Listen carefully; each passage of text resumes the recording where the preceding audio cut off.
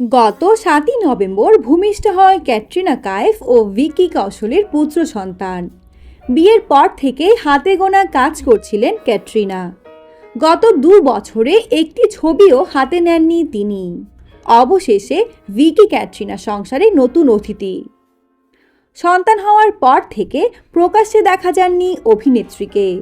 সম্প্রতি মুম্বাইয়ে এক অনুষ্ঠানে এসেছিলেন ভিকি। পুত্র হওয়ার পরের অনুভূতি কেমন জানিয়েছেন তিনি। চলতি বছরে সেপ্টেম্বর মাসে ভিকি ও ক্যাটরিনা জানান সংসারে আসছে নতুন সদস্য।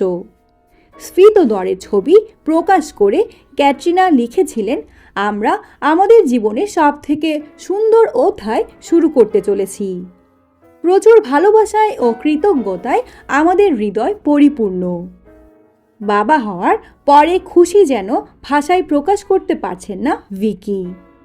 সম্প্রতি এক সাক্ষাৎকারে ভিকি বলেন, এ বছরটা আমার জীবনের সবথেকে বড় ঘটনা হলো বাবার দায়িত্ব পাওয়া।